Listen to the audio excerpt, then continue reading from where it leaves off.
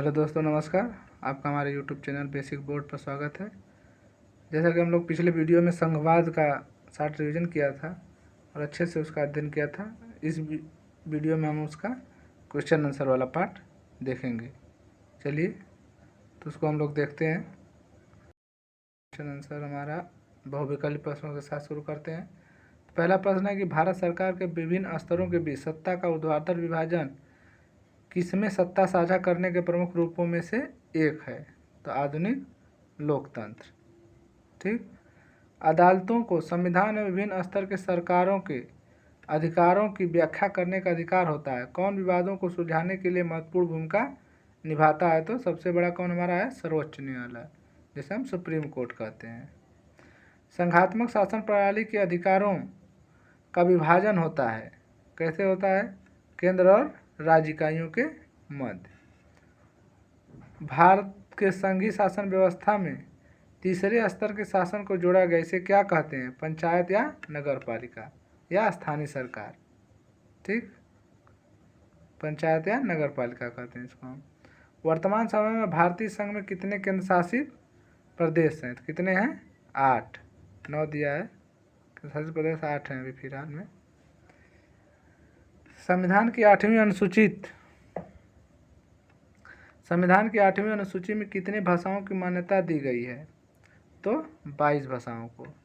निम्नलिखित में से कौन सा संघीय राज्य नहीं है? संघीय राज्य कौन सा नहीं है इसमें से? तो दिल्ली संघीय राज्य है। नहीं रहेगा इसमें, दिल्ली है। तो कौन सा संघीय राज्य है? तो दिल्ली, क्योंकि ये सब संघीय राज्य नहीं है। भारत में कुल कितने संघीय राज्य हैं?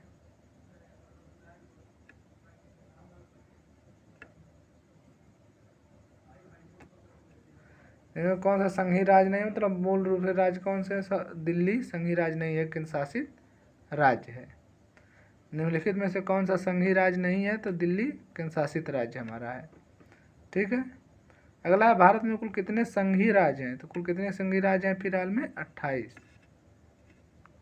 अगला प्रश्न हमारा है कि भारत में पंचायती राज की स्थापना कब हुई? तो 1992 में। ठीक। किस वर्ष के बाद स्थिति में परिवर्तन हुआ था? इसी समय केंद्र में गठबंधन की सरकार की शुरुआत हुई 90 के बाद। स्वशासन निकायों के निर्वाचित सदस्य तथा पदाधिकारियों के पदों में अनुसूचित जाति और जनजाति तथा पिछड़ी जातियों के लिए सीटें आरक्षित की गई। महिलाओं के लिए कितने पद आरक्षित किए गए? तो 1/3। अगला कि संविधान में उल्लिखित 3 सूचियों में से निम्नलिखित में से कौन सा विषय समवर्ती सूची में शामिल है? तो कौन सा विषय समवर्ती सूची में शामिल है? शिक्षा। संघीय सरकार की एक विशेषता है। संघीय सरकार की विशेषता क्या है? सरकार की शक्ति शासन के विभिन्न स्तरों में बट जाती है। ये हम लोग उत्तरी प्रश्न को देखते हैं। पहला है कि संघवाद क्या है? हम लोग पढ़े हैं कि संघवाद ऐसी शासन व्यवस्था है जिसमें शासन की सभी शक्तियों का केंद्र सरकार तथा प्रांतीय सरकारों के बीच बंटवारा कर दिया जाता है। अगला है कि संघीय शासन व्यवस्था में द्वितीय स्तर की सरकारें क्या करती हैं? तो संघीय शासन व्यवस्था में द्वितीय स्तर की सरकारों को राज्य या प्रांतों की सरकार कहते हैं, जो शासन कार्य को देखती हैं। भारतीय संघ का गठन किस सिद्धांत पर हुआ? तो भारतीय संघ का गठन संघीय शासन व्यवस्था के सिद्धांत पर हुआ है, जिसमें शासन के सभी शक्तियों का केंद्रीय सरकार तथा प्रांतीय सरकारों के बीच बंटवारा कर दिया जाता है। संघवाद की 2 प्रमुख विशेषताएं बताइए। संघवाद की 2 प्रमुख विशेषताएं निम्नलिखित हैं। पहला है कि विभिन्न स्तर की सरकारें एक ही नागरिक समूह पर शासन करती हैं, परंतु कानून बनाने व कर वसूलने तथा प्रशासनिक कार्यों पर दोनों का अपना अपना अधिकार क्षेत्र है। केंद्र राज्य के संबंध को परिभाषित कीजिए। संघवाद को केंद्र राज्य संबंध के पुनर्गठन के माध्यम से मजबूत किया जा सकता है। हालांकि भारतीय संविधान में संघ तथा राज्य सरकारों के मध्य शक्तियों का निर्धारण किया गया है, फिर भी केंद्र सरकार राज्य सरकार के विभिन्न तरीकों द्वारा प्रभावित कर सकती है। सत्ता के विकेंद्रीकरण के पीछे क्या सोच है? सत्ता के विकेंद्रीकरण के पीछे यह सोच है कि अनेक मुद्दों और समस्याओं का निपटारा स्थानीय स्तर पर सही ढंग से हो सके। अगला प्रश्न है कि 1992 के संविधान संशोधन के पहले और पश्चात के स्थानीय शासन के दो महत्वपूर्ण अंतरों को बताइए। तो कौन से दो महत्वपूर्ण अंतर हैं 92 से पहले और 92 के बाद? तो स्थानीय सरकारें राज्य सरकारों के सीधे नियंत्रण में थी पहले तो, बाद में स्थानीय सरकारों को कुछ अधिकार मिल गया। चुनाव नियमित रूप से नहीं होते थे। 1992 से पहले चुनाव नियमित रूप से नहीं होते थे, लेकिन 92 के बाद चुनाव नियमित रूप से होने लगे। चुनावों पर राज्य सरकारों का नियंत्रण था। 92 से पहले जो संशोधन से पहले चुनावों पर राज्य सरकार का नियंत्रण था। 92 के पश्चात चुनाव कराने के लिए राज्य चुनाव आयोग नामक स्वतंत्र संस्था का गठन किया गया। जिला परिषद से आप क्या समझते हैं, परिभाषित कीजिए। जिले डिस्ट्रिक्ट के सभी पंचायत समितियों को मिलाकर जिला परिषद का गठन किया जाता है। जिला परिषद के अधिकतर सदस्यों का चुनाव होता है। जिला परिषद का प्रधान जिला परिषद का राजनीतिक प्रधान होता है। अगला लघु उत्तरी प्रश्न का हमारा है कि संघवाद की किन्हीं 4 विशेषताओं का वर्णन कीजिए या सरकार की संघीय व्यवस्था की विशेषताएं लिखिए। तो 4 विशेषताएं कौन कौन से हैं देख लेंगे हम यहाँ कि यहाँ सरकार 2 या 2 से अधिक स्तरों वाली होती है। विभिन्न स्तर की सरकारें एक ही नागरिक समूह पर शासन करती हैं, परंतु कानून बनाने, कर वसूलने तथा प्रशासनिक कार्यों पर दोनों का अपना अपना अधिकार क्षेत्र होता है। संविधान सरकार के प्रत्येक स्तर के अस्तित्व और प्राधिकरण की गारंटी और सुरक्षा देता है। संविधान में संशोधन पर मौलिक प्रावधानों को केवल संघ परिवर्तित नहीं कर सकता। ऐसे परिवर्तन करने के लिए संघ और राज्य दोनों स्तरों की सरकारों की सहमति की आवश्यकता होती है। अगला संघीय शासन व्यवस्था प्रमुख रूप से कितने माध्यमों से संगठित होती है, विवेचना कीजिए। तो राज्य और केंद्र सरकारों के बीच सत्ता का बंटवारा प्रत्येक संघीय सरकार में अलग अलग माध्यमों से होता है। संघीय शासन व्यवस्था का प्रमुख रूप से 2 माध्यमों से गठित होती हैं, जो निम्न प्रकार हैं। पहला है, पहले माध्यम से 2 या 2 से अधिक स्वतंत्र राष्ट्र साथ मिलकर एक बड़ी इकाई का निर्माण करते हैं तथा दोनों स्वतंत्र राष्ट्र अपनी संप्रभुता के साथ रखते हैं, अपनी अलग अलग पहचान को बनाए रखते हैं तथा अपनी सुरक्षा तथा खुशहाली को बढ़ावा देते हैं, जैसे संयुक्त राष्ट्र अमेरिका, स्विट्जरलैंड और ऑस्ट्रेलिया। दूसरे माध्यम से राज्यों की अपेक्षा केंद्र सरकार अधिक शक्तिशाली होती है। यदि कोई बड़े देश अपना आंतरिक विविधता के कारण राज्यों का गठन करता था, फिर राज्य और संघ सरकार के बीच सत्ता का बंटवारा होता है, तो संघीय शासन का गठन होता है, जैसे भारत, बेल्जियम और स्पेन। शासन के संघीय और एकात्मक स्वरूपों में क्या क्या मुख्य अंतर है, इसे उदाहरणों से स्पष्ट कीजिए। तो संघीय सरकार, एकात्मक सरकार। संघीय सरकार को शासन से संबंधित विषयों का विभाजन होता है, एकात्मक सरकार में विषयों का विभाजन नहीं होता है। संघीय सरकार में सत्ता केंद्रीय प्राधिकरण तथा इसके विभिन्न अंगों के बीच बटी रहती है। एकात्मक सरकार में एक ही सरकार होती है जिसके नियंत्रण में पूरी सत्ता होती है। भारत, अमेरिका, कनाडा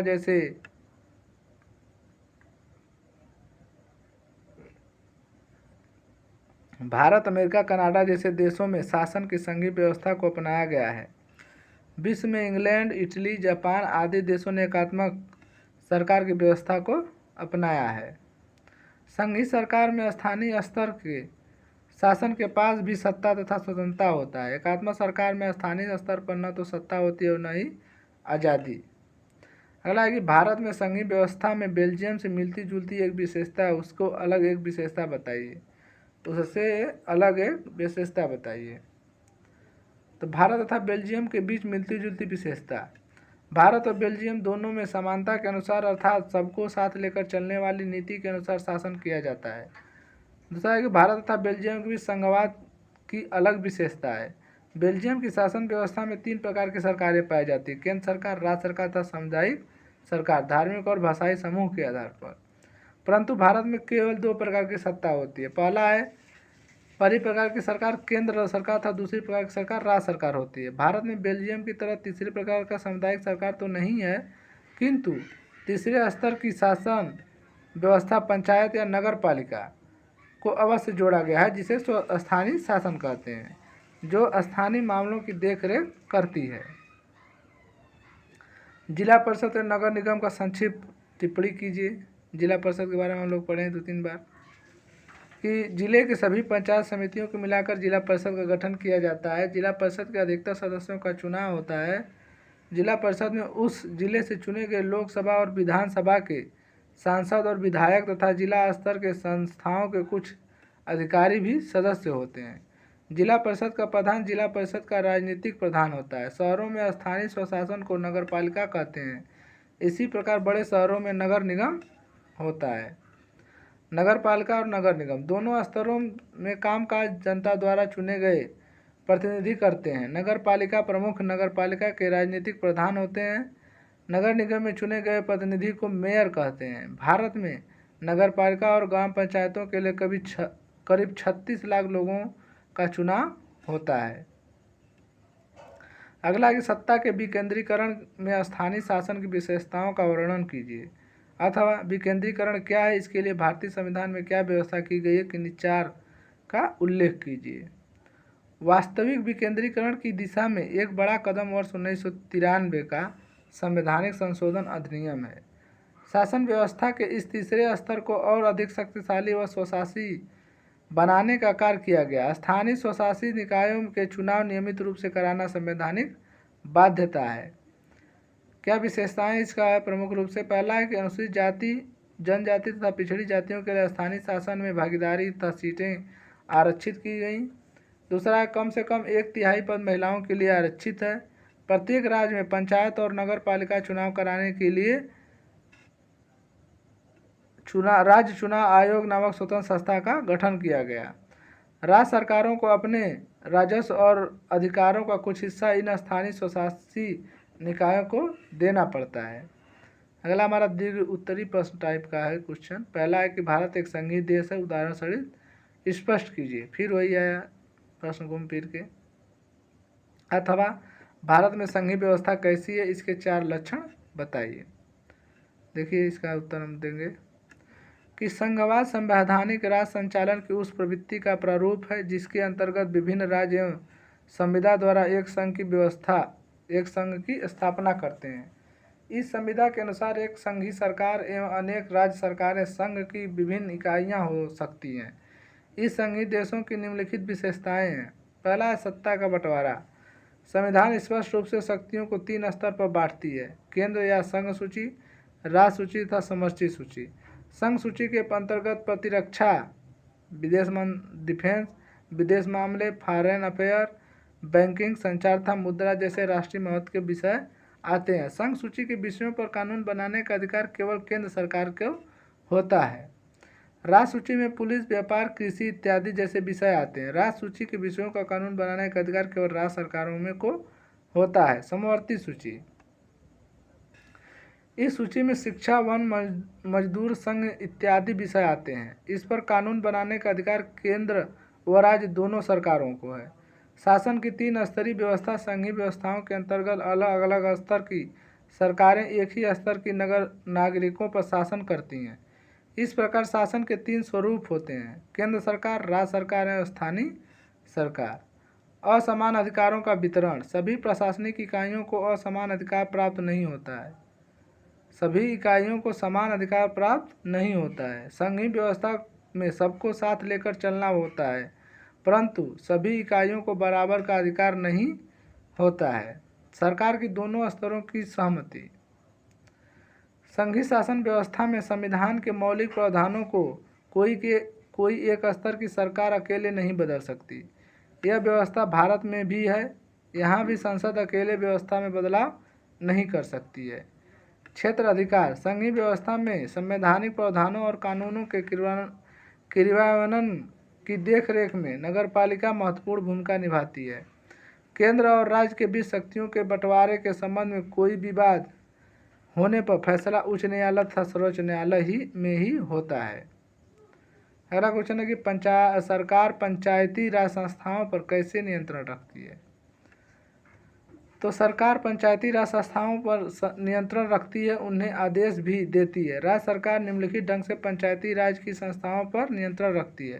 पहला है कि पंचायती राज की संस्थाओं की स्थापना राज्य सरकार द्वारा की जाती है और इन संस्थाओं के संगठन, कार्य तथा क्षेत्र का निर्धारण सरकार द्वारा ही किया जाता है। पंचायती राज संस्थाएं नीति निर्माण में स्वतंत्र नहीं है। इन संस्थाओं द्वारा पास किए गए प्रस्तावों और नीतियों पर सरकार की स्वीकृति लेनी पड़ती है। पंचायती राज संस्थाओं के सभी प्रथम अधिकारियों की नियुक्ति सरकार द्वारा की जाती है। सरकार या उसका अधिकार पंचायती राज संस्थाओं को अपने कर्तव्यों का पालन करने के लिए आदेश दे सकता है। पंचायती राज संस्था वित्त के मामले में आत्मनिर्भर नहीं है। इन संस्थाओं को सरकार से अनुदान प्राप्त होता है। सरकार डिप्टी कमिश्नर के माध्यम से पंचायत और पंचायत समिति के बजट पर नियंत्रण करवाती है। विशेष परिस्थितियों में पंचायती राज संस्थाओं को सरकार निलंबित या भंग कर सकती है।